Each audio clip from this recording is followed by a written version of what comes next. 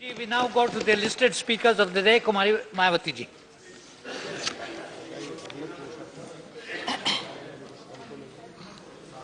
माननीय सभापति जी, भारतीय संविधान के मूल निर्माता परम पूज्य बाबा साहब डॉक्टर अंबेडकर की 125वीं जयंती के वर्ष पर भारतीय संविधान के प्रति प्रतिबद्धता को लेकर जो आज दूसरे दिन भी इस पर सदन में चर्चा चल रही है और इस चर्चा में हमारी पार्टी की ओर से आपने मुझे भी अपनी बात रखने का मौका दिया है, इसके लिए मैं आपकी बहुत बहुत आभारी हूँ। हालांकि मेरे बोलने से पूर्व तो माननीय सदन के नेता ने, प्रतिपक्ष के नेता व विभिन्न दलों के नेताओं ने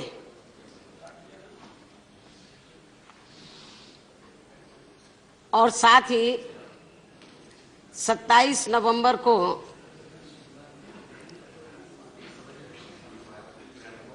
तो हमारे देश के प्रधानमंत्री श्री नरेंद्र मोदी ने लोकसभा में नकवी साहब ने अपना नाम हटा दिया है, तो इसके ऊपर काफी कुछ बोला है, अपने विचार व्यक्त किए हैं, जिन्हें मद्देनजर रखते हुए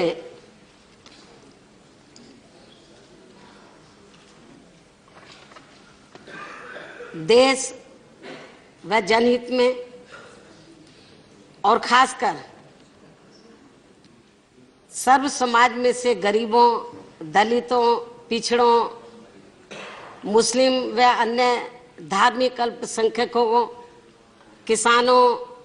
मजदूरों, कर्मचारियों, व्यापारियों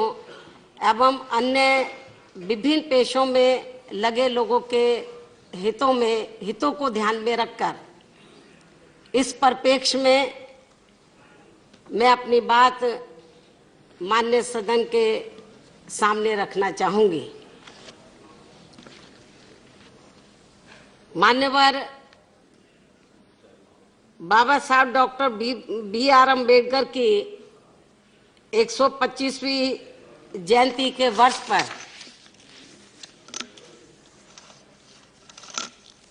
इस समय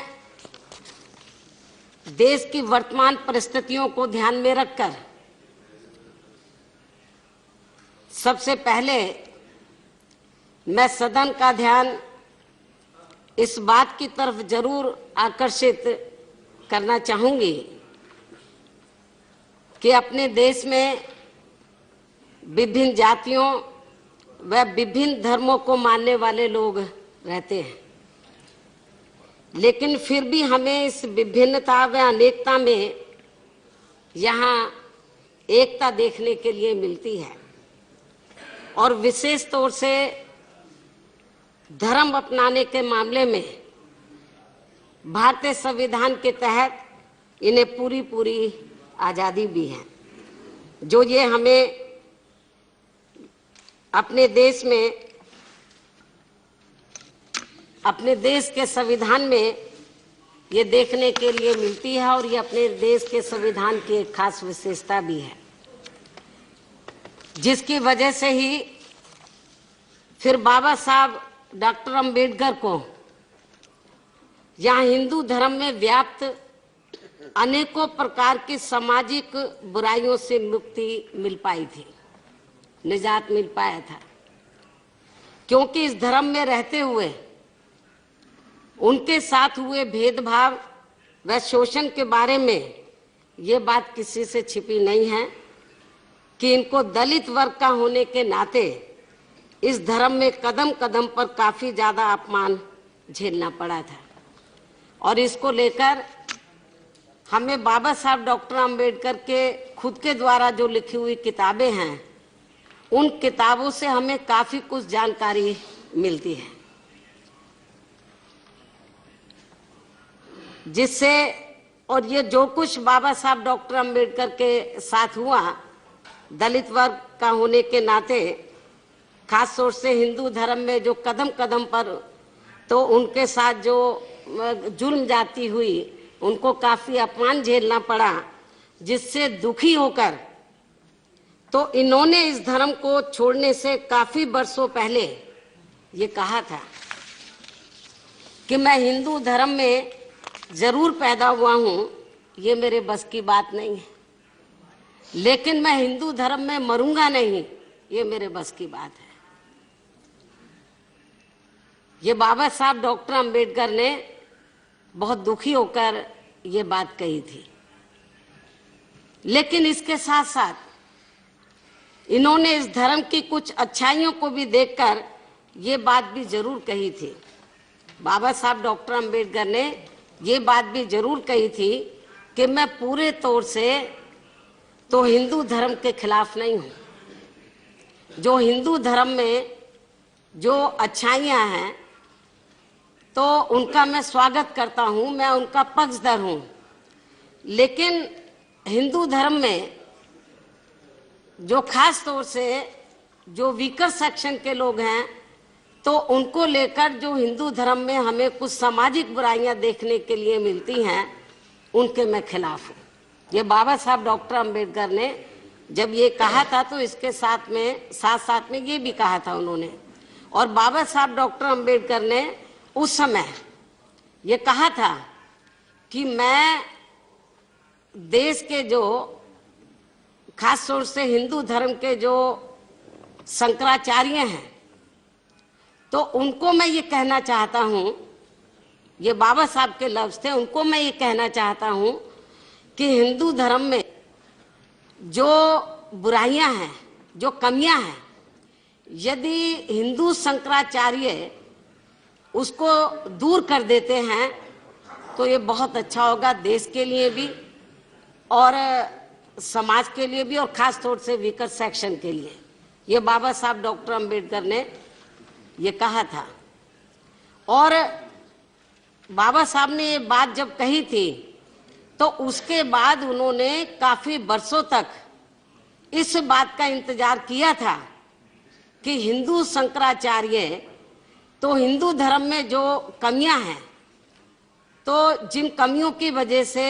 इस देश के जो वीकर सेक्शन के जो लोग हैं, वो कदम कदम पर जो अपमान झेल रहे हैं, उनके साथ जो भेदभाव हो रहा है, पक्षपात वाला जो रवैया अपनाया जा रहा है, तो बाबा साहब डॉक्टर अंबेडकर ने काफी वर्षों तक इंतजार किया कि शायद हिंदू शंकराचार्य इसमें कुछ तब्दीली करेंगे, जो कमियां हिंदू धर्म में तो उनको हटा देंगे। तो बाबा साहब ने वर्षों तक इसका इंतजार किया। लेकिन दुख की बात यह है कि जब बाबा साहब डॉक्टर अंबेडकर के इस सुझाव को तो हिंदू धर्म में के जो शंकराचार्य हैं, जब उन्होंने बाबा साहब डॉक्टर अंबेडकर की बात को नहीं माना और हिंदू धर्म में जो कमियां थी जो उसको दूर नहीं किया, तो तब फिर बाबा साहब ने तो पूरे बाबा साहब डॉक्टर अंबेडकर ने तो अपने लाखों अनुयायियों के साथ तो 14 अक्टूबर सन 1956 को महाराष्ट्र में नागपुर में उन्होंने हिंदू धर्म को छोड़कर बौद्ध धर्म की दीक्षा ली थी। उन्होंने धर्म परिवर्तन कर लिया था और ऐसा धर्म में उन्होंने प्रवेश किया जो मानवता और इंसानियत के ऊपर आधारित है।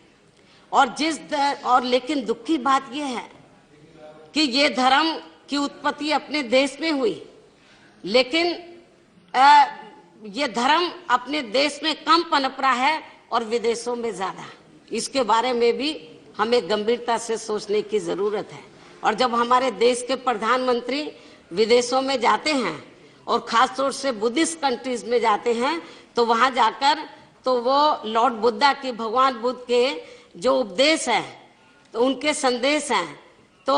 उनकी बहुत तारीफ करते हैं। लेकिन जब इंडिया में वापस आते हैं तो बिल्कुल उसके विपरीत वो जाकर उनकी पार्टी के लोग काम करते हैं। और यहाँ पर उनके जो लाइन थी, लॉर्ड बुद्धा की जो लाइन थी, तो उसके हिसाब से वो अपने कंट्री में काम नहीं करते हैं। तो जबकि आज के जो वर्तमान जो खराब वातावरण है, तो उस वातावरण में खास तौर से तो लॉर्ड बुद्धा ने जो मानवता इंसानियत का जो संदेश दिया, इसकी अपने कंट्री में इस समय बहुत सख्त जरूरत है। इस प्रकार अपने देश की समाज में इन सब परिस्थितियों को मद्देनजर रखते हुए बाबा साहब डॉक्टर B.R. अम्बेडकर ने यहाँ भारतीय संविधान का निर्माण किया, जिसकी इन्होंने 26 नवंबर सन 1949 को फाइनल प्रति देश के तत्कालीन राष्ट्रपति को सौंपी थी। और इसी ऐतिहासिक दिन के मौके पर डॉक्टर B.R. अम्बेडकर की 125वीं जयंती समारोह के भाग के रूप में भारत के संविधान के प्रति प्रतिबद्धता पर आज हम लोग सदन में चर्चा कर रहे हैं। और इस संदर्भ में मैं ये कहना चाहूंगी कि परम पूज्य बाबा साहब डॉक्टर भीमराव अम्बेडकर की 125वीं जयंती पर जब भारतीय संविधान को लागू हुए लगभग 65 वर्षों का लंबा समय बीत चुका है, तो अब खासकर केंद्र की वर्तमान भाजपा सरकार को व पूर्व की कांग्रेसी सरकार के साथ साथ सभी राज्यों की सरकारों को भी अवश्य ही पूरी ईमानदारी से इस बात का जरूर आंकलन करना चाहिए कि अपने देश की संस्कृति, सभ्यता व विभिन्न जातियों एवं विभिन्न धर्मों के हितों को ध्यान में रखकर जिस भारतीय संविधान का निर्माण यहाँ लोकतंत्र, मानवतावादी व समतामूलक समाज व्यवस्था के सिद्धांत के आधार पर परम पूज्य बाबा साहब डॉक्टर अम्बेडकर ने किया है, तो वह भारतीय संविधान अपनी सही मंशा हासिल करने में कहां पर और किस कारण अभी तक भी पूरी तरह से सफल नहीं हो सका है, उस पर केंद्र व राज्यों की सरकारों को इनकी 125वीं जयंती के मौके पर जरूर गंभीरता से सोच विचार करना होगा। और इस मामले में तो इनकी अभी तक जो भी कमियां रही हैं, केंद्र और राज्य सरकारों की इस मामले में अभी तक जो भी कमियां रही हैं, तो उसको भी इन्हें जरूर दूर करना होगा। तभी इनकी 125वीं जयंती को मनाने का उद्देश्य सही सार्थक सिद्ध हो सकता है। वरना जो संसद के अंदर जो 2 दिन का समय रखा गया है संबंधित विषय पर चर्चा करने के लिए, तो फिर इस पर संसद में जो पिछले आज दूसरा दिन है, राज्यसभा में इसके ऊपर चर्चा हो रही है, लोकसभा में 2 दिन चर्चा हो चुकी है। तो ये जो इस विषय के ऊपर जो चर्चा का जो समय रखा गया है संसद के अंदर, तो फिर ये जो चर्चा है केवल इस मामले में खाना पूर्ति ही बनकर रह जाएगी। और वैसे भी बाबा साहब डॉक्टर अम्बेडकर ने अपने जन्मदिन को मनाने के बारे में ये कहा है, अपने जन्मदिन को मनाने के बारे में ये कहा है कि मेरा जन्मदिन मेरे अनुयायी तथा केंद्र व राज्यों की सरकारें मनाए या ना मनाए, इसकी मुझे कोई खास चिंता नहीं है, लेकिन मुझे खास चिंता इस बात की है कि मेरे अनुयायी मेरे बताए हुए रास्तों पर चल रहे हैं या नहीं। इसके साथ ही भारतीय संविधान में देश व जनहित में और खासकर समाज के कमजोर तबकों के हितों में जो अनेकों नियमों, कानूनों व प्रावधानों की व्यवस्था की गई है, उनके हिसाब से केंद्र व राज्यों की सरकारें बराबर काम कर रही हैं या नहीं कर रही हैं, चिंता मुझे इस खास बात की है। ये बाबा साहब डॉक्टर अम्बेडकर का तो अपने जन्मदिन को मनाने के बारे में, खास तौर से जो उनके अनुयायी जन्मदिन मनाते थे केंद्र व राज्यों की सरकारें, तो उन्होंने जन्मदिन मनाने के संबंध में उनका ये कहना था। इसलिए इनकी इन बातों को गंभीरता से लेते हुए मेरा केंद्र की वर्तमान सरकार से और खासकर सरकार के मुखिया प्रधानमंत्री श्री नरेंद्र मोदी से ये कहना है कि उन्होंने दिनांक 27 नवंबर को लोकसभा में बोलते हुए बाबा साहब डॉक्टर अंबेडकर की 125वीं जयंती को मनाने के बारे में अनेकों अपने सुझाव दिए हैं। उन्होंने बहुत कुछ प्रोग्राम का जिक्र किया है लोकसभा में कि हमें जब बाबा साहब की 125वीं वर्षगांठ है तो हमें ये प्रोग्राम करने चाहिए। बहुत कुछ उन्होंने गिनाए हैं कि हमें उनके आदर सम्मान में ये प्रोग्राम करने चाहिए। सुझाव भी दिए हैं इसको लेकर। इसके साथ ही भारतीय संविधान के निर्माण में बाबा साहब के योगदान के बारे में तथा संविधान के प्रति प्रतिबद्धता को भी लेकर उन्होंने काफी कुछ कहा है। लेकिन इसके साथ साथ इनको इस बात को भी जरूर ध्यान में रखकर चलना चाहिए कि इनकी जयंती के मौके पर हर वर्ष अधिकांश ये सब चर्चा की जाती रही है, जो कुछ उन्होंने 27 नवंबर को लोकसभा में कहा है। इसलिए इनके द्वारा कही गई बातें इनके अनुयायियों के लिए ये कोई नई बातें नहीं है, बल्कि देश के वर्तमान हालातों में इनको सही मायने में ये सब समझाने की जरूरत बीजेपी एंड कंपनी के लोगों को है, जो संविधान की मंशा के अनुरूप केंद्र व राज्यों की सरकारों को कार्य भी नहीं करने देते हैं। लेकिन फिर भी हमें ये अच्छा लगता है यदि प्रधानमंत्री बाबा साहब की 125वीं जयंती के मौके पर भारतीय संविधान के प्रति अपनी सच्ची प्रतिबद्धता दिखाते हुए उस दिन खासकर समाज के गरीब व कमजोर तबकों के हितों में कुछ ठोस कार्य करने का ऐलान करते हुए ये कहते 27 नवंबर को खासकर समाज के गरीब व कमजोर तबकों के हितों में कुछ ठोस कार्य करने का ऐलान करते हुए ये कहते कि देश में दलित एवं कमजोर तबकों को प्राइवेट सेक्टर व अन्य जिन भी क्षेत्रों में इन्हें अभी तक भी आरक्षण की सुविधा उपलब्ध नहीं हुई है, तो उसे वर्तमान केंद्र की सरकार ने इनकी 125वीं जयंती के मौके पर अब इसे देने का फैसला लिया है। इसका माननीय प्रधानमंत्री जी ऐलान करते तो ज्यादा अच्छा होता। पदोन्नति में आरक्षण का लटका पड़ा हुआ संवैधानिक संशोधन विधेयक भी पास करने के बारे में भी इसका ऐलान करते और फिर इनके इस समूचे आरक्षण को संविधान की 9वीं अनुसूची में डालने का भी ऐलान करते 27 नवंबर को। फिर इनके इस समूचे आरक्षण को संविधान की 9वीं अनुसूची में डालने का भी ऐलान करते तो ज्यादा अच्छा होता। इसके साथ ही इनकी सामाजिक व आर्थिक स्थिति में सुधार लाने के लिए कुछ नए और ठोस फैसले लेने का ऐलान करते। इसके साथ ही SC, ST व OBC वर्गों के जो लोग हिंदू धर्म में अपनी उपेक्षा होने की वजह से धर्म परिवर्तन कर गए हैं, अर्थात मुस्लिम, सिख, ईसाई आदि बन गए हैं, लेकिन वहां भी उनकी बड़े पैमाने पर उपेक्षा हो रही है। उनकी उपेक्षा को देखकर अब ये लोग भी वर्षों से ये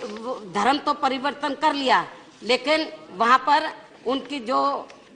आर्थिक स्थिति है उसमें कोई खास सुधार नहीं आया। तो जो उनकी वर्षों से ये मान चली आ रही है कि जो धर्म परिवर्तन करके चले गए, जो पहले SC, ST, OBC में थे, तो इनको भी आरक्षण की सुविधा SC, ST, OBC के लोगों को की तरह मिलनी चाहिए। ऐसे दुखी व उपेक्षित लोगों को संविधान में अच्छा होता कि 27 नवंबर को माननीय प्रधानमंत्री जी ऐसे दुखी व उपेक्षित लोगों को संविधान में संशोधन के जरिए आर्थिक आधार पर इन्हें भी आरक्षण देने का ऐलान करते। इसके अलावा देश के OBC की 17 जातियों ने और देश के अन्य राज्यों से भी OBC की जिन जातियों ने SC, ST की सूची में शामिल किए जाने के लिए वर्षों से भारत सरकार के पास अपना प्रतिवेदन भेजा हुआ है,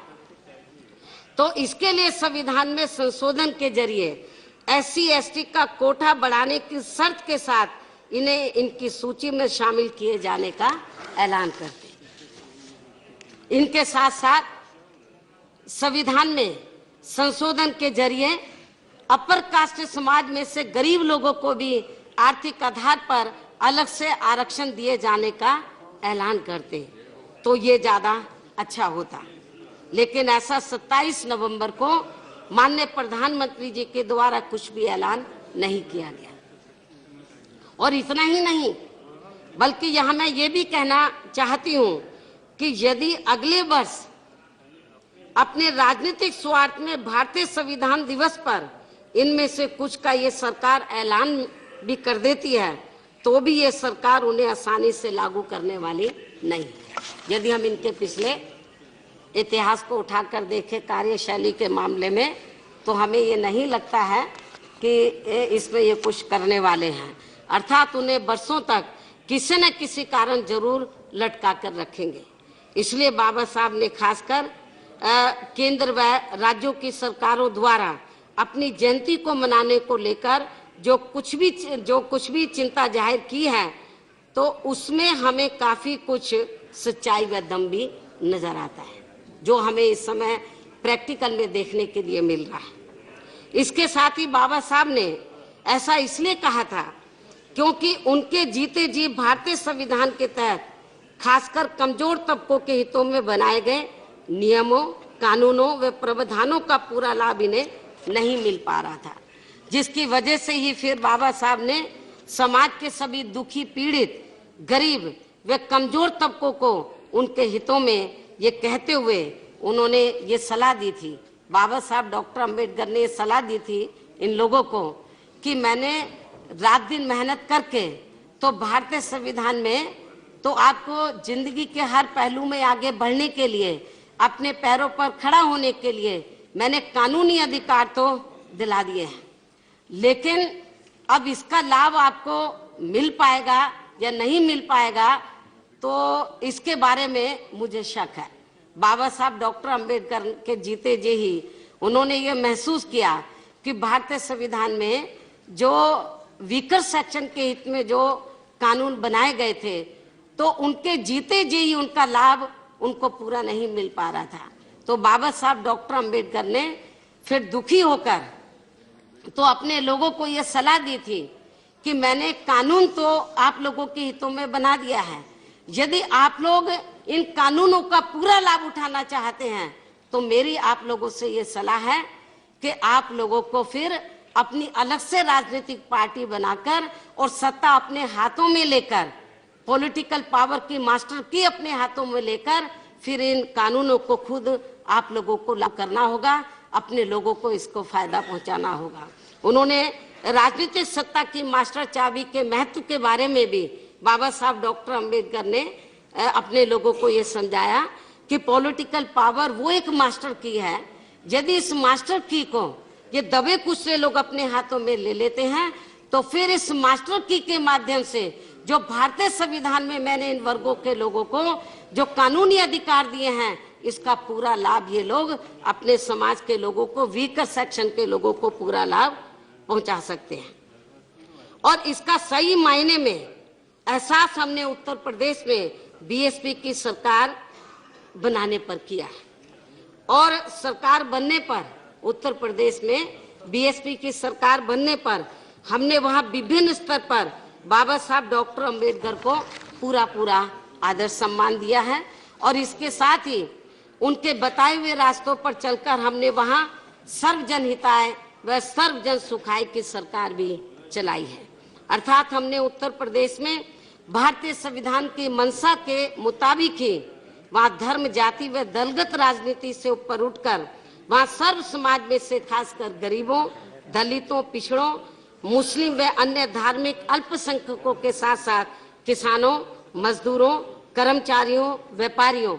एवं अन्य पे में लगे लोगों के हितों के हिसाब से ही आम जनहित की हमने सरकार चलाई है। इसके साथ ही हमने वहाँ सभी जाति व धर्मों के जान, माल व मजहब की भी पूरी ईमानदारी व निष्ठा से हिफाजत की है। और इतना ही नहीं, हमने पर विकट परिस्थितियों में भी तो भारतीय संविधान को ध्यान में रखकर हमने वहां पर कोई सांप्रदायिक तनाव नहीं पैदा होने दिया। और विकट परिस्थिति मैंने इसलिए बोली है कि जब उत्तर प्रदेश में चौथी बार मेरे नेतृत्व में वहां सरकार बनी, तो उत्तर प्रदेश में मेरी हुकूमत के दौरान तो अयोध्या में जो राम जन्मभूमि बाबरी मस्जिद का जो विवादित मामला है, तो इसको लेकर तो उत्तर प्रदेश की जो हाई कोर्ट है, तो लखनऊ बेंच ने, इलाहाबाद जो हाई कोर्ट है उसकी लखनऊ बेंच ने इस मामले में जब उन्होंने फैसला वो सुनाने वाले थे, इसके ऊपर काफी बहस हुई और जब उन्होंने फैसला रिजर्व कर लिया और जिस तरीके को वो फैसला सुनाने वाले थी, कोर्ट फैसला सुनाने वाली थी, तो फैसला आने से पहले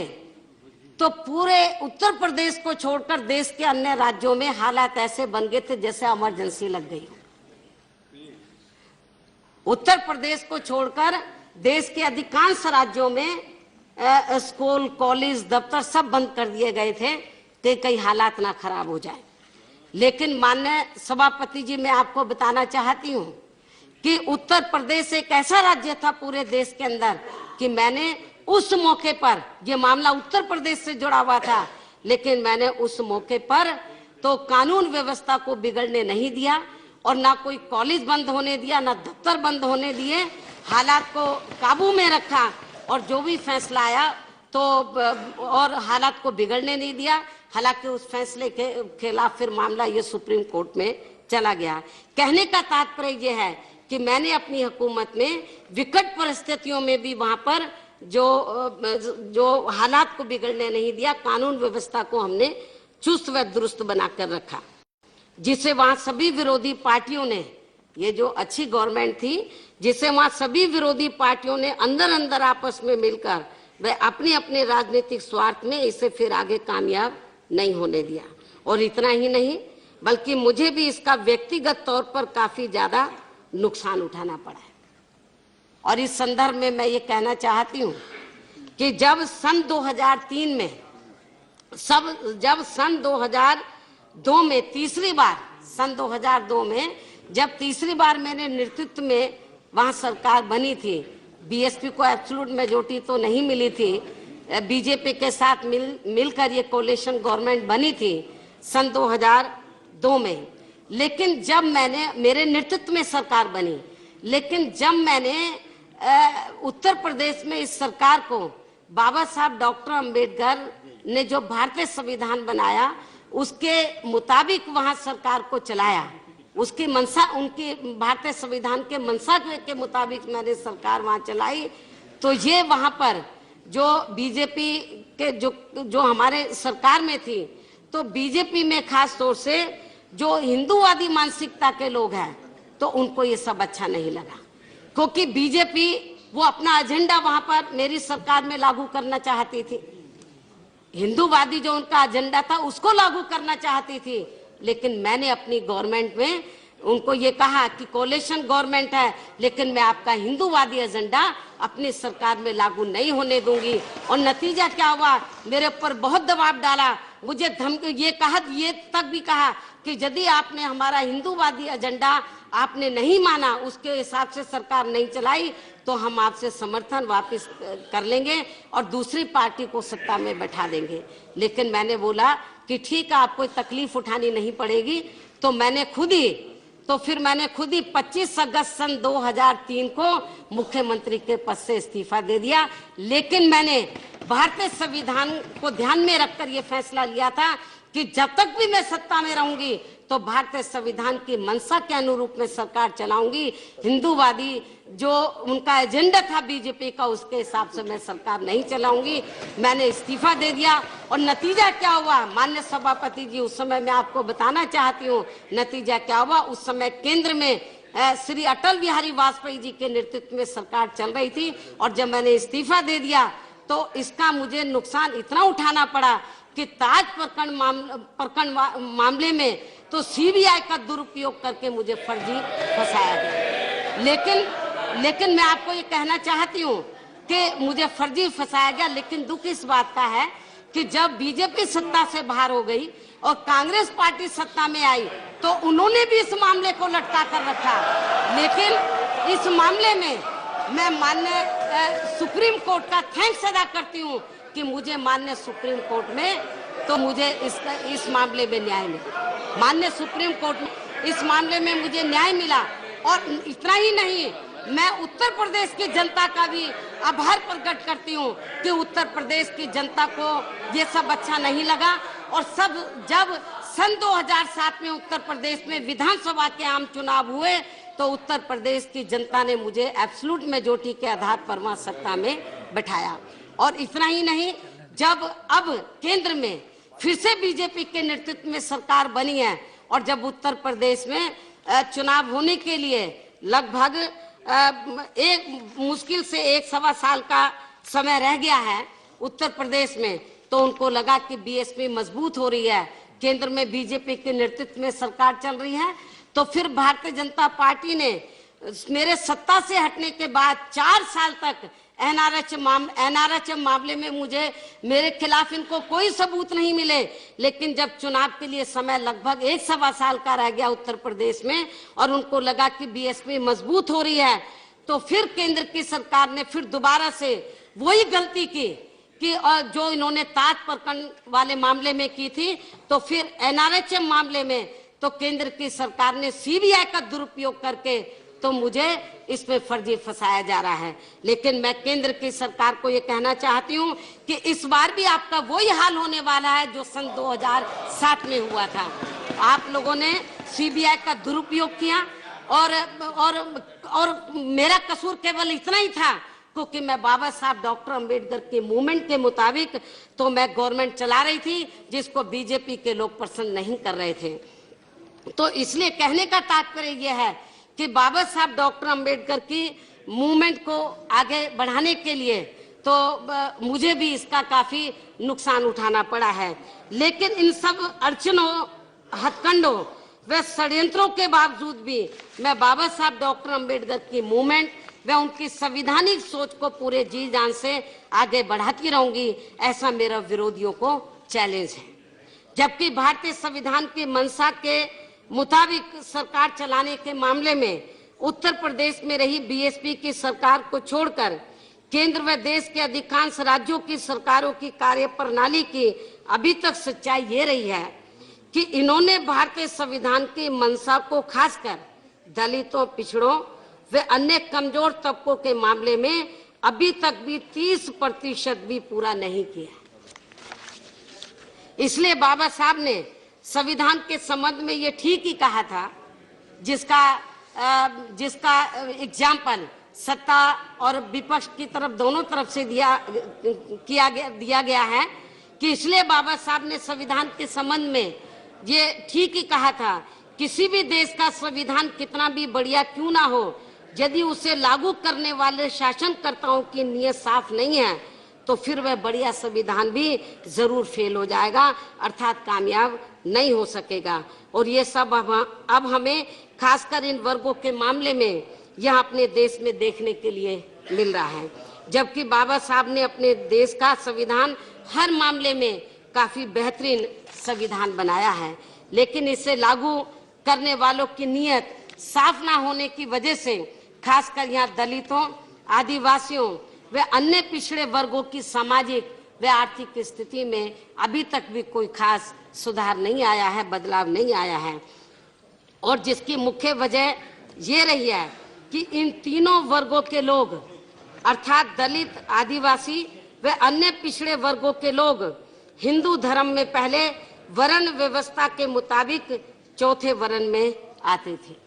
जिनको इस व्यवस्था में सभी अधिकारों से वंचित रखा गया था। अर्थात इन्हें ऊपर के 3 उच्च वर्णों के लोगों ने हर मामले में अपना गुलाम व लाचार बनाकर रखा। लेकिन बाबा साहब के अथक प्रयासों के कारण फिर भारतीय संविधान में इस गैर बराबरी वाली सामाजिक व्यवस्था को दरकिनार कर दिया गया। किंतु इस संविधान के लागू होने के बाद केंद्र व राज्यों की अधिकांश सत्ता इन्हीं 3 उच्च वर्णों के मनुवादी सोच रखने वाले लोगों के हाथों में आने की वजह से इन्हें फिर भारतीय संविधान में मिले कानूनी अधिकारों का पूरा लाभ अभी तक भी नहीं मिल पा रहा है, क्योंकि इनकी इन वर्गों के प्रति हीन व जातिवादी मानसिकता आज तक भी पूरे तौर से नहीं बदली है, जिसके कारण इन्हें खासकर सरकारी नौकरियों में आरक्षण का अभी तक भी पूरा लाभ नहीं मिल पा रहा है। और इस मामले में विशेषकर दलित वर्ग के लोगों का कांग्रेस पार्टी के राज में तो कभी भी इनका सरकारी नौकरियों में आरक्षण का कोटा पूरा नहीं किया गया है और यही स्थिति हमें वर्तमान सरकार में भी देखने के लिए मिल रही है। और इतना ही नहीं बल्कि इन वर्गों के लोगों को पदोन्नति में आरक्षण जो वर्षों से मिल रहा था तो वह भी केंद्र की पिछली कांग्रेस पार्टी की सरकार में निष्प्रभावी बना दिया गया। और कैसे निष्प्रभावी बना दिया गया? क्योंकि इस बारे में वैसे पूरा सदन इस बात से अवगत है कि जब कुछ लोग तो पदोन्नति में आरक्षण के खिलाफ कोर्ट में गए और जब ये मामला माननीय सुप्रीम कोर्ट में गया तो माननीय सुप्रीम कोर्ट ने उस समय केंद्र में कांग्रेस पार्टी की सरकार थी, कांग्रेस सरकार को केंद्र की सरकार को भी पार्टी बनाया था, तो माननीय सुप्रीम कोर्ट ने सरकार को ये कहा कि आपको कुछ कहना है तो आप बताओ। लेकिन उस समय केंद्र में कांग्रेस पार्टी की सरकार ने अच्छा वकील नहीं किया और इस केस की ठीक ढंग से पैरवी नहीं की, तो जिसकी वजह से जो पदोन्नति में आरक्षण का जो मामला है तो उसमें माननीय सुप्रीम कोर्ट ने कुछ ऐसी शर्तें लगा दी जिसकी वजह से पदोन्नति में आरक्षण को खत्म तो नहीं किया लेकिन इसमें कुछ ऐसी शर्तें लगा दी गई थी तो जिसकी वजह से ये आरक्षण इनका निष्प्रभावी हो गया। जब माननीय सुप्रीम कोर्ट का ये डिसीजन आया तो उस डिसीजन को जब मैंने पढ़ा तो उसके बाद मुझे ऐसा लगा कि ये जो खास तौर से जो दलित वर्ग के जो कर्मचारी हैं उनके साथ बहुत बड़ा ये अन्याय हो रहा है और यदि इसमें केंद्र की सरकार ने कोई कदम नहीं उठाया तो इनको बड़ा भारी नुकसान हो जाएगा। तो उस समय हमारी पार्टी ने तो इस मामले को तो संसद में लोकसभा और राज्यसभा दोनों में इस मामले को उठाया और सरकार से उस समय ये रिक्वेस्ट की थी कि भारतीय संविधान में संशोधन के जरिए तो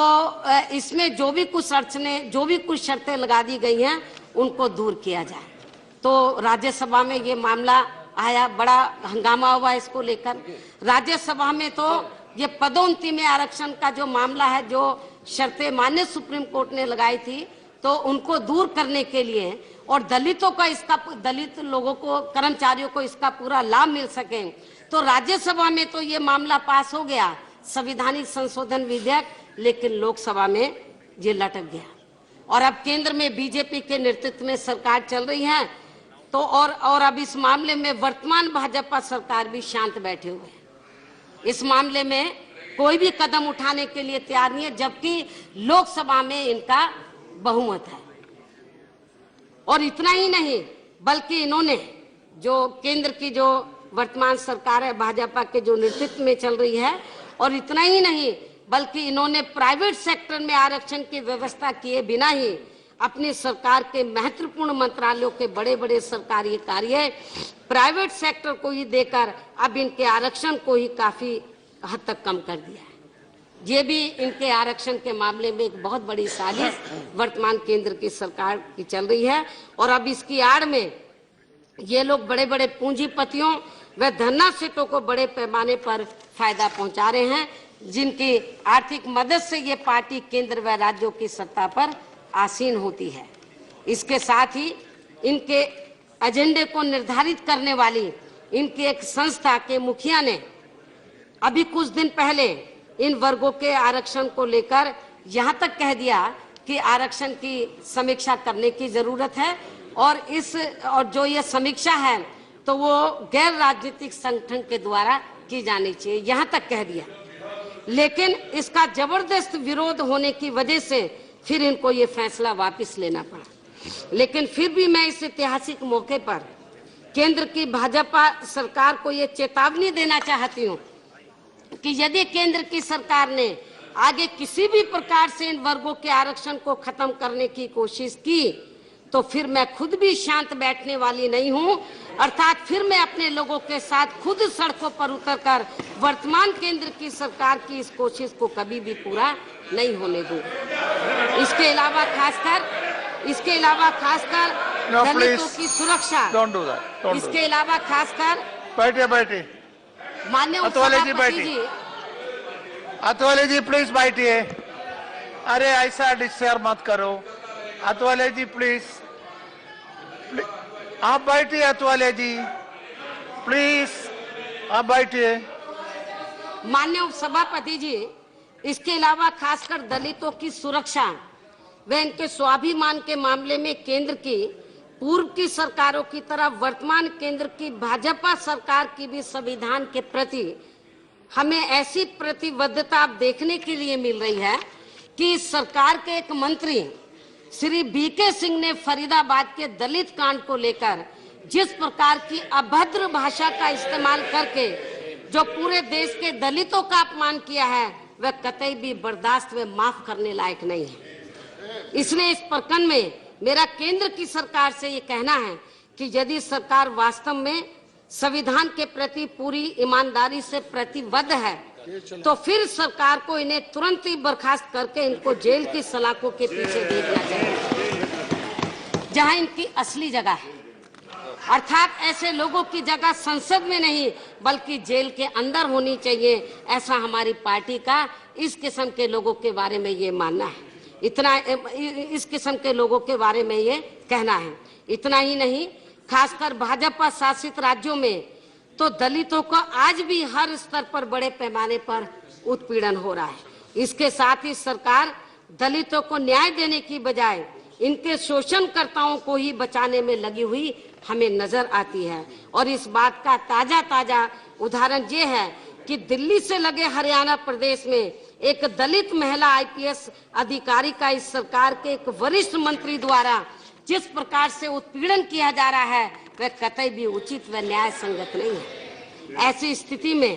केंद्र की सरकार को वहां तुरंत ही दखल देकर संबंधित दलित महिला अधिकारी को उनके साथ हो रहे उत्पीड़न से इनको जरूर बचाना चाहिए, वरना इसके आगे चलकर काफी गंभीर दुष्परिणाम हो सकते हैं। इसी प्रकार हमें देश में मुस्लिम व अन्य धार्मिक अल्पसंख्यकों की भी स्थिति कोई खास अच्छी नजर नहीं आती है, जिसका खुलासा सच्चर कमेटी की रिपोर्ट में किया गया है। जबकि बाबा साहब डॉक्टर अंबेडकर ने इन धर्मों के लोगों के हितों को भी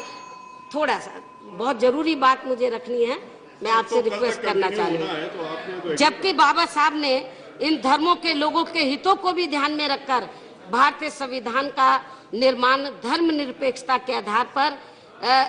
बनाने के साथ साथ इनकी तरक्की व इनके जान माल व मजहब की हिफाजत की भी पूरी जिम्मेवारी केंद्र व राज्यों की सरकारों के ऊपर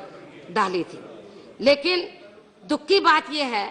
कि केंद्र में कांग्रेस पार्टी के शासनकाल की तरह वर्तमान बीजेपी के शासनकाल में भी इस मामले में कोई खास पहल नहीं की जा रही है। और खासकर वर्तमान केंद्र की सरकार में तो इन सभी धार्मिक अल्पसंख्यक समाज के लोगों की स्थिति हर मामले में हमें अब बहुत ज्यादा खराब बनी हुई नजर आती है। इसके साथ ही इस सरकार में इस समय देश में जो बड़े पैमाने पर असहनशीलता व उग्रता का वातावरण व्याप्त है, तो इसका भी अधिकांश बुरा प्रभाव यहाँ मुस्लिम, खासकर मुस्लिम व अन्य धार्मिक अल्पसंख्यक समाज के लोगों पर ही पड़ा है। दादरी कांड इस बात का जीता जागता उदाहरण है, जिसकी जितनी भी निंदा की जाए उतनी ही कम है। और अब तो इस सरकार में संवैधानिक पद पर बैठे हुए लोग भी देश में सामाजिक व सांप्रदायिक माहौल को बिगाड़ने में पूरे जी जान से लगे हुए हैं,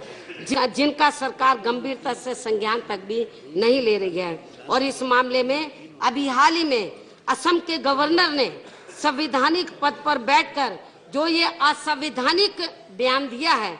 कि हिंदुस्तान हिंदुओं का है और यहाँ से मुसलमान पाकिस्तान जाने के लिए पूरे स्वतंत्र हैं, तो ये भी इस किस्म का ये असंवैधानिक बयान किसी से छिपा नहीं है। जबकि केंद्र की सरकार को ऐसे गवर्नर को तुरंत ही बर्खास्त करके उनके खिलाफ सख्त कानूनी कार्रवाई करनी चाहिए थी, लेकिन अभी तक भी ऐसा नहीं किया गया है। क्या यही वर्तमान केंद्र की सरकार की भारतीय संविधान के प्रति सही प्रतिबद्धता है? इसके साथ ही भारतीय संविधान में जो विचारों की आजादी निहित है वह भी कुछ हद तक अब हमें या खंडित होती हुई नजर आ रही है। और इसके साहित्य व फिल्म जगत से जुड़े अनेकों उदाहरण हमारे सामने मौजूद है। इसके साथ ही अति चिंता की बात एक ये भी है क्या भारतीय संविधान की गरिमा के खिलाफ जाकर वर्तमान केंद्र की सरकार के, खासकर बीजेपी के कुछ सांसद, मंत्री व नेतागण तथा इनके हिंदू संगठनों से जुड़े लोग जो आए दिन विवादित, अमर्यादित व शर्मनाक बयानबाजी करते रहते हैं, तो इससे भी देश में सामाजिक व सांप्रदायिक सौहार्द का माहौल काफी ज्यादा बिगड़ है। लेकिन तब भी इस पार्टी व इनकी सरकार के मुखिया श्री नरेंद्र मोदी खामोश बने हुए हैं। क्या यही बीजेपी व केंद्र की वर्तमान सरकार का भारतीय संविधान के प्रति सही प्रतिबद्धता है? इसलिए ऐसे हालातों में दुखी होकर फिल्म जगत से जुड़े एक मुस्लिम कलाकार को फिर मजबूरी में भारत छोड़ने की बात कहनी पड़ी है। और इसके लिए हमारी पार्टी देश के वर्तमान सांप्रदायिक हालातों को देखते हुए संबंधित फिल्म कलाकार को कम और बीजेपी व इनकी केंद्र की सरकार को ज्यादा कसूरवार मानकर चलती है। लेकिन फिर भी हमारी पार्टी संबंधित फिल्म कलाकार को अपना देश छोड़ने की बजाय इनको बाबा साहब डॉक्टर अंबेडकर के पद चिन्हों पर चलने की सलाह देती है। और इस संबंध में मैं ये कहना चाहती हूँ कि जब हमारा देश आजाद होने वाला था या अंग्रेज हमारे देश को आजाद करने के लिए तैयार हो गए थे, तो अंग्रेज अपने देश को छोड़ने से अपने इस देश को छोड़ने से पहले जब वो बिल्कुल रजामंद हो गए थे कि हम देश को आजाद कर देंगे, तो अंग्रेजों ने इस देश को छोड़ने से पहले तो यहाँ के लोगों को ये कहा कि आप अपना संविधान बना लो, आप अपना संविधान बना लो। तो फिर भारतीय संविधान को बनाने के लिए संविधान सभा का गठन किया गया। लेकिन उस संविधान सभा में ये शर्त रखी गई थी कि इसके मेंबर चुने हुए होंगे। तो बाबा साहब डॉक्टर अंबेडकर ये चाहते थे उस समय कि वो महाराष्ट्र से चुनकर आए, जो उनकी कर्म भूमि थी। लेकिन महाराष्ट्र में उस समय कांग्रेस पार्टी और वहां पर जो हिंदूवादी संगठन थे, तो वो बाबा साहब डॉक्टर अंबेडकर के बहुत खिलाफ थे उस समय। वो नहीं चाहते थे कि बाबा साहब डॉक्टर अंबेडकर संविधान सभा में वो चुनकर जाए। तो जब महाराष्ट्र से बाबा साहब को चुनकर नहीं जाने दिया, तो फिर बंगाल में जहां पर कांग्रेस पार्टी का वर्चस्व नहीं था, तो बंगाल के अंदर वहां के जो संगठन थे, सामाजिक संगठन थे, वहां के जो सामाजिक संगठन थे, तो उन्होंने बाबा साहब डॉक्टर अंबेडकर को ये ऑफर दी, उनको ये कहा कि ठीक है, आपको महाराष्ट्र में तो वहां के हिंदूवादी संगठन और कांग्रेस के लोग संविधान सभा में चुन के नहीं जाने देना चाहते, आप हमारे बंगाल में आए, हम आपको यहाँ से जिता कर भेजेंगे। तो बंगाल में बाबा साहब डॉक्टर अंबेडकर, बंगाल के जैसूर व खुलना की सीट से बाबा साहब डॉक्टर अंबेडकर वहां से चुनकर आए और उनको वहां से भी हराने के लिए कांग्रेस पार्टी एंड कंपनी के लोगों ने पूरी कोशिश की थी। लेकिन उनकी वो कोशिश कामयाब नहीं हो सकी। बाबा साहब डॉक्टर अंबेडकर वहां से वो चुनकर आ गए। लेकिन दुख की बात यह है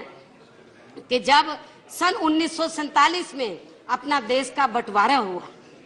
और भारत और पाकिस्तान अलग देश बना, तो बाबा साहब डॉक्टर अंबेडकर बंगाल के जिस क्षेत्र से चुनकर आए,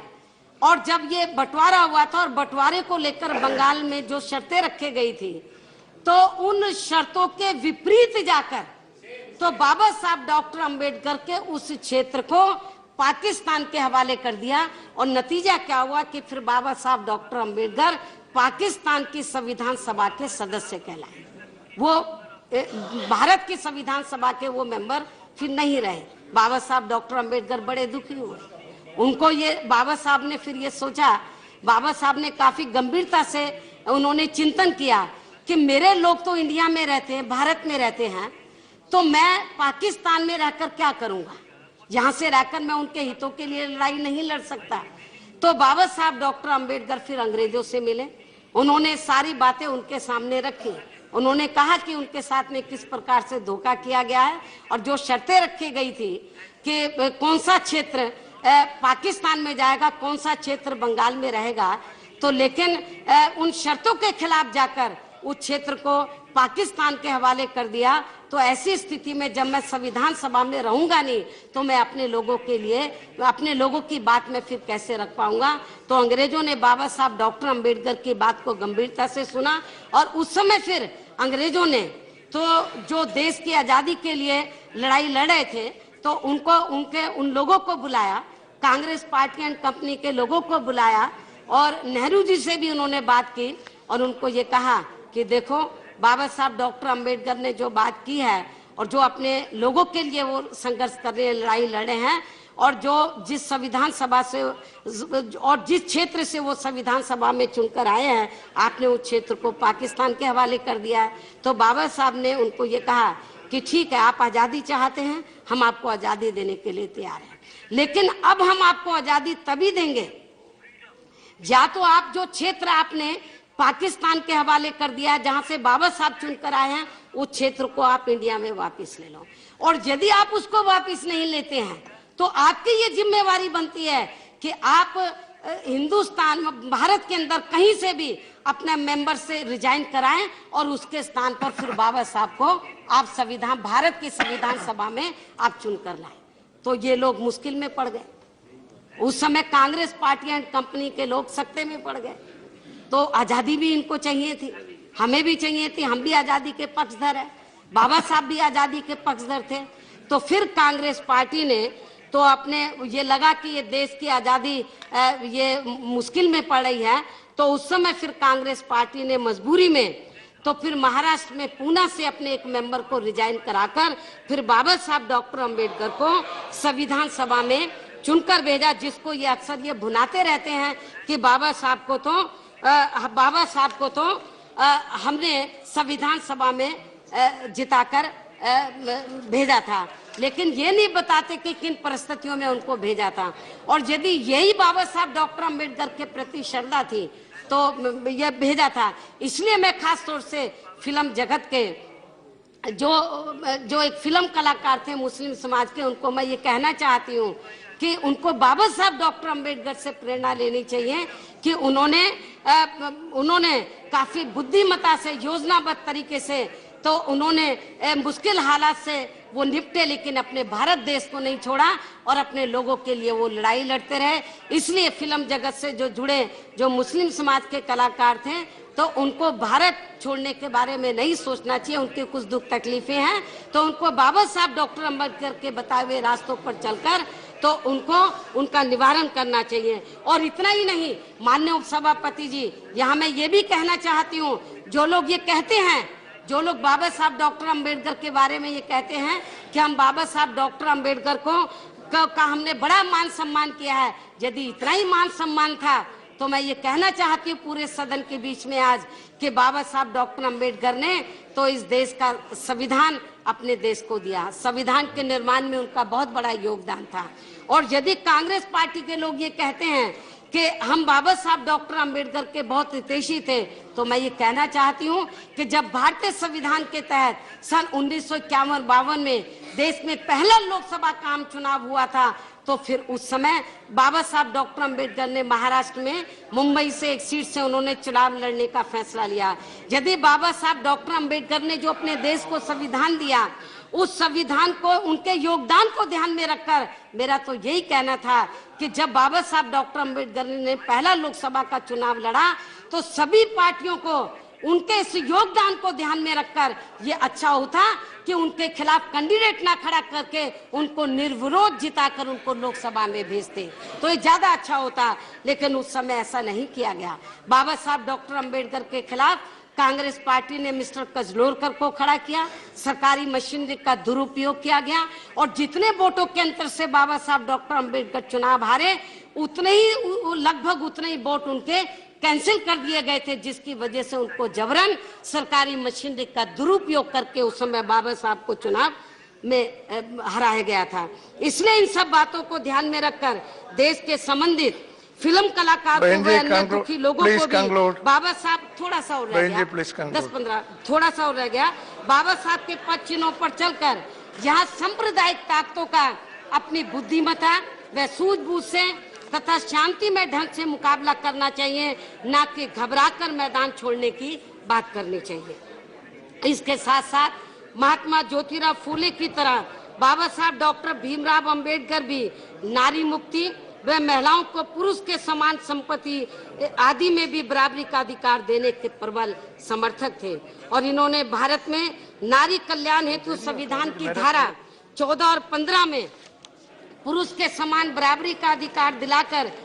एक महान कार्य किया है। और इतना ही नहीं बल्कि हिंदू कोड बिल बनाकर बाबा साहब नारी मुक्ति व कल्याण के मामले को नई प्रगतिशील समानता के नियमों को अंतिम रूप देना चाहते थे और इस मामले में तत्कालीन प्रधानमंत्री श्री नेहरू के परामर्श से ही हिंदू कोड बिल बनाकर भारतीय समाज में कुछ जरूरी परिवर्तन करने के उद्देश्य से बाबा साहब ने कानून मंत्री की हैसियत से ये हिंदू कोड बिल दिनांक 11 अप्रैल सन 1947 को संसद में पेश किया था। परंतु ये हिंदू कोड बिल 4 वर्षों से भी अधिक समय तक संसद में लंबित पड़ा रहा और फिर अंत में इस बिल को तत्कालीन प्रधानमंत्री ने वापस ले लिया था। लेकिन बाबा साहब इससे काफी दुखी हुए और इसे इन्होंने पूर्ण रूप से महिलाओं के अधिकारों व उनके आत्मसम्मान के विरुद्ध समझा और फिर अंत में उन्होंने दिनांक 28 सितंबर सन 1951 को देश के पहले कानून मंत्री के पद से इस्तीफा दे दिया था। हालांकि हिंदू कोड बिल बाद में टुकड़ों टुकड़ों में पास हुआ है। संक्षेप में इन सब बातों को मद्देनजर रखते हुए अब मेरा यही कहना है कि केंद्र की वर्तमान सरकार बाबा साहब डॉक्टर भीमराव अंबेडकर की 125वीं जयंती के मौके पर जो भारतीय संविधान के प्रति अपनी सच्ची प्रतिबद्धता जताने की बात करती है तो यह केवल इनका दिखावा मात्र है। इनका अंदाजा इन सभी वर्गों के प्रति इनकी भी कथनी व करनी के अंतर से लगाया जा सकता है, जिसका काफी कुछ वर्णन आज मैंने किया भी है। इसके साथ ही यहाँ मैं वर्तमान केंद्र की सरकार के बारे में ये भी कहना चाहूंगी कि बाबा साहब की 125वीं जयंती के वर्ष पर इनके सम्मान में 1 या 2 स्मारक व संग्रहालय आदि बनाने से इनको मानने वाले लोग इनसे प्रभावित होने वाले नहीं हैं, बल्कि इसके साथ साथ इन वर्गों के उत्थान के लिए केंद्र की सरकार को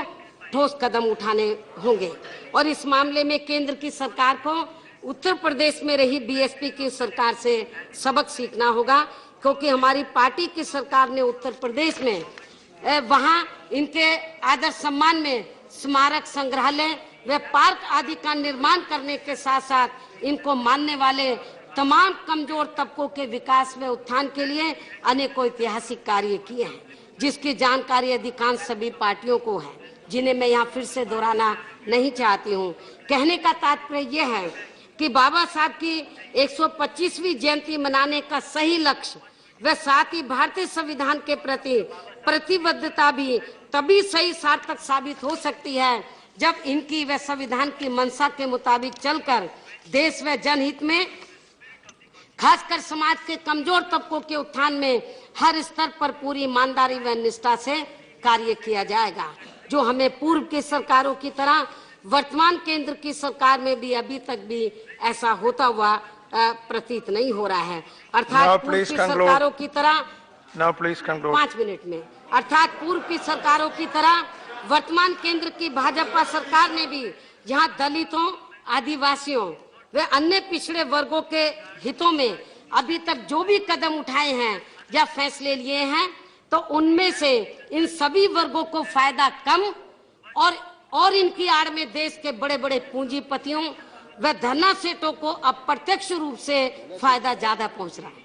खासकर मुस्लिम एवं अन्य धार्मिक अल्पसंख्यकों के प्रति तो इनका रवैया और भी ज्यादा खराब हमें देखने के लिए मिलता है। क्या यही इनकी बाबा साहब डॉक्टर अंबेडकर व भारतीय संविधान के प्रति सही प्रतिबद्धता है? और इतना ही नहीं बल्कि पूर्व की सरकारों की तरह वर्तमान केंद्र की सरकार में भी देश में सर्व समाज में से गरीब, मजदूर, किसान, कर्मचारी, व्यापारी व अन्य पेशों में लगे लोग भी अपनी विभिन्न समस्याओं को लेकर आज भी हमें काफी ज्यादा दुखी व परेशान नजर आते हैं। देश में महंगाई भी काफी ज्यादा बढ़ रही है, हमारे देश का पर्यावरण भी बिगड़ रहा है, हमारे देश की सीमाएं भी बराबर सुरक्षित नहीं है, लेकिन इनके समाधान की तरफ सरकारों द्वारा कोई भी ना तो केंद्र हो या राज्य हो, इनकी सरकारों द्वारा कोई भी विशेष ध्यान नहीं दिया जा रहा, कदम नहीं उठाया जा रहा है। क्या यही केंद्र के साथ साथ राज्य सरकारों की भी भारतीय संविधान के प्रति सही प्रतिबद्धता है? इसके अलावा सदन खुलने के पहले ही दिन माननीय प्रधानमंत्री श्री नरेंद्र मोदी ने संविधान को लेकर जो ये घोषणा की है कि अब हर साल 26 नवंबर के ही दिन देश में संविधान दिवस मनाया जाएगा, जबकि इस बारे में इनसे हमारी पार्टी का ये कहना है कि हर साल अकेले संविधान दिवस मनाने से कार्य नहीं चलने वाला है, बल्कि इसके साथ साथ इनको भारतीय संविधान की कार्य प्रणाली के अमल पर भी पूरी ईमानदारी व निष्ठा से ध्यान देना होगा, जो हमें इस सरकार में अभी तक भी वास्तव में अमल होता हुआ नजर नहीं आ रहा है, जिसकी तरफ भी इनको ध्यान देने की जरूरत है। तभी संविधान दिवस मनाने का सही मकसद सार्थक साबित हो सकता है। और इतना ही नहीं, बल्कि इन्होंने 27 नवंबर को लोकसभा में बोलते हुए जो ये कहा है कि अब संविधान बदला नहीं जा सकता है, अगर कोई ऐसा करता है तो फिर वह आत्महत्या जैसा ही होगा। कहने के लिए बात तो बहुत अच्छी है, जबकि वास्तव में ऐसा इन्होंने इसलिए कहा है क्योंकि इनके आरएसएस संगठन द्वारा आरक्षण की समीक्षा करने की बात करना ही इस बार इनको बिहार विधानसभा के आम चुनाव में काफी महंगा पड़ गया है, जिससे सबक सीखकर अब इनको ये सब मजबूरी में देश के दलितों को अपने विश्वास में लेने के लिए ये कहना पड़ रहा है। इस बात से भी वैसे सभी अवगत है, और अब मैं यही उम्मीद करती हूँ कि केंद्र व सभी राज्यों की सरकारें बाबा साहब डॉक्टर भीमराव अंबेडकर के बताए हुए रास्तों पर चलकर यहाँ भारतीय संविधान की मूल मंशा व गरिमा के अनुरूप ही अपनी सरकार चलाए, तो ये बाबा साहब डॉक्टर अंबेडकर की 125वीं जयंती पर इनके लिए बहुत बड़ा आदर सम्मान होगा। इसके साथ साथ इस मौके पर मैं बाबा साहब के अनुयायियों से भी ये अनुरोध करना चाहूंगी कि वे बाबा साहब के उस मंत्र का अर्थात शिक्षित बनो, संगठित रहो व संघर्ष करो, इसका खासकर कमजोर तबकों के बीच में जाकर जरूर प्रचार व प्रसार करें। इसके साथ ही जुल्म जाति के खिलाफ संघर्ष करने व आवाज उठाने के मामले में भी इन्होंने इन लोगों को ये कहा है कि जुल्म करने वालों से जुल्म सहने वाला इससे भी कहीं ज्यादा कसूरवार होता है। वर्तमान हालातों में इसके लिए भी इन लोगों को जरूर प्रेरित करें। इतना ही नहीं, बल्कि बाबा साहब ने इन लोगों को ये भी कहा था कि यदि केंद्र व राज्यों की सरकारें देश में सर्व समाज में से खासकर गरीबों, कमजोर तबकों व धार्मिक अल्पसंख्यकों के विकास व उत्थान के लिए भारतीय संविधान की मंशा के अनुरूप कार्य नहीं करती हैं, तो तब फिर ऐसी स्थिति में इन्हें अपनी अलग से राजनीतिक पार्टी बना के वह सत्ता खुद अपने हाथों में लेकर इन्हें ये कार्य फिर खुद अपने आप ही करना होगा। इस खास बात की तरफ भी इन लोगों को जरूर ध्यान देना होगा। इसके साथ साथ अब मैं पुनः केंद्र व राज्यों की सरकारों से भारतीय संविधान के प्रति प्रतिबद्ध होकर कार्य करने की अपील करती हूँ, और इस मामले में खासकर वर्तमान केंद्र की सरकार को ज्यादा ध्यान देने की जरूरत है, क्योंकि जिस दिन माननीय प्रधानमंत्री श्री नरेंद्र मोदी लोकसभा में बाबा साहब की 125वीं जयंती व भारतीय संविधान के प्रति प्रतिबद्धता पर अपनी बात रख रहे थे, तो उसी दिन उनकी पार्टी के एक सांसद जो इसी सदन के सदस्य भी हैं, तो वे बाहर मीडिया में ये बयान दे रहे थे कि अयोध्या में श्री मोदी के ही शासनकाल में राम मंदिर जरूर बनेगा, जबकि ये मामला अभी तक भी माननीय सुप्रीम कोर्ट में लंबित पड़ा है। इसलिए इस किस्म के अपने अन्य और लोगों पर भी पार्टी व सरकार को कुछ ना कुछ अंकुश जरूर लगाना होगा, वरना इस किस्म के लोगों से अपने देश के हालात कभी भी बिगड़ सकते हैं। बस खत्म कर रही हूँ। और वैसे भी इस समय पूरी दुनिया में आतंकवाद का कहर छाया हुआ है, और इसका अपना देश भी समय समय पर शिकार हो रहा है, और इस समय अपने देश की सीमाएं भी सुरक्षित नहीं है। पड़ोसी देशों से भी अब एक एक करके रिश्ते खराब होते जा रहे हैं। नेपाल इसका खास एग्जाम्पल है। इसके साथ ही इस समय देश में असहनशीलता, उग्रवाद व अराजकता का भी काफी ज्यादा माहौल पनप रहा है। इसलिए ऐसे हालातों में केंद्र की सरकार को प्राथमिकता के आधार पर देश व जनता के हितों के साथ साथ उनकी सुरक्षा की तरफ भी विशेष ध्यान देना चाहिए, ना कि इस समय मंदिर निर्माण की तरफ ध्यान देना चाहिए, क्योंकि जब यहाँ अपना देश व जनता ही पूरे तौर से सुरक्षित नहीं रहेगी तो तब फिर ऐसे हालातों में मंदिरों में पूजा करने के लिए कौन जाएगा। ये बात भी सरकार को अपने लोगों को जरूर समझानी चाहिए। इसके अलावा खासकर देश के कमजोर तबकों के हितों में जिन भी बातों की तरफ मैंने केंद्र की सरकार का ध्यान आकर्षित कराया है तो उनकी तरफ भी सरकार को जरूर ध्यान देना चाहिए। और अब अंत में यहाँ मैं ये भी कहना चाहूंगी कि यदि इन सब मामलों में अर्थात देश व जनहित में और खासकर कमजोर तबकों के हितों में केंद्र की सरकार कोई भी सकारात्मक कदम उठाती है तो फिर हमारी पार्टी केंद्र की सरकार का जरूर साथ देगी। और इसी क्रम में यहाँ मैं जीएसटी बिल के बारे में भी ये बात जरूर कहना चाहती हूँ कि केंद्र की सरकार का ये कहना है जीएसटी बिल के बारे में कि ये बिल पास हो जाने से देश की अर्थव्यवस्था में बदलाव आएगा। हम आपकी बात मान लेते हैं, एक बात मान लेते हैं। और यदि आपको पूरा भरोसा है कि जीएसटी बिल के पास होने से देश की अर्थव्यवस्था में बदलाव आएगा तो आज मैं इस शुभ अवसर पर ये मैं कहना चाहती हूँ कि यदि आपको पूरा भरोसा है कि इसके बिल के पास हो जाने से देश की अर्थव्यवस्था में बदलाव आएगा और सुधार आएगा, मजबूत होगी, तो मैं इस बिल का हमारी पार्टी समर्थन करती है। ये भी मैं आपको कहना चाहती हूँ। और इसके लिए सरकार के लोगों को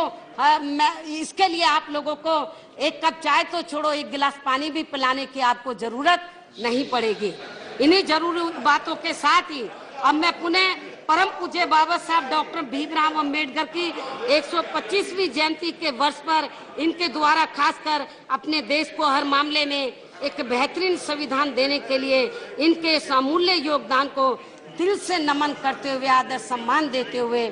मैं अपनी बात यही समाप्त करती हूँ। धन्यवाद।